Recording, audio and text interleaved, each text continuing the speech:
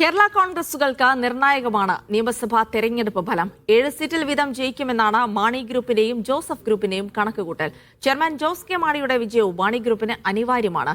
വലിയ തിരിച്ചടിയുണ്ടായാൽ അത് ആഭ്യന്തര കലഹത്തിനും പിളർപ്പിനും വഴിയൊരുക്കുമെന്നതാണ് കേരള കോൺഗ്രസുകളുടെ ചരിത്രം.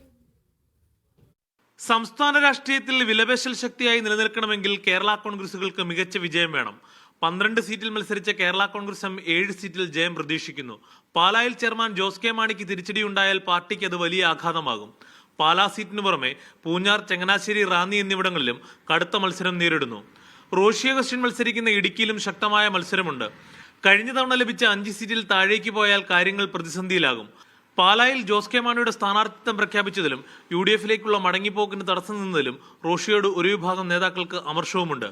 2 സീറ്റ് കോൺഗ്രസിന് വിട്ടുകൊടുത്ത കേരള കോൺഗ്രസ് ജോസഫ് വിഭാഗവും ജനവിധിയിൽ ഉറ്റുനോക്കുന്നു. മത്സരിച്ച 8 സീറ്റിൽ 7 സീറ്റിൽ ജയിക്കാൻ കഴിയുമെന്നാണ് കണക്കുകൂട്ടൽ. കഴിഞ്ഞ തവണ കിട്ടിയ 2 സീറ്റിൽ ഒതുങ്ങിയാൽ മുന്നണിയിൽ പാർട്ടിയുടെ നിലനിൽപ്പും അബു ജോൺ ജോസഫിന്റെ നേതൃപാടവും ചോദ്യം ചെയ്യപ്പെടും. വിജയപ്രതീക്ഷയിൽ മന്ത്രിസ്ഥാനത്തിനായി ജോസഫ് ഗ്രൂപ്പ് സമ്മർദ്ദം കടുപ്പിച്ചിട്ടുമുണ്ട്. ഒറ്റ സീറ്റിൽ മത്സരിക്കുന്ന കേരള കോൺഗ്രസ് ബിയുടെ ഗണേഷ് കുമാറിനും കേരള കോൺഗ്രസ് ജേക്കബിന്റെ അനൂപ് ജേക്കബിനും വിജയത്തിൽ കുറഞ്ഞൊന്നും ചിന്തിക്കാനുമാവില്ല. മീഡിയ 1, കോട്ടയം.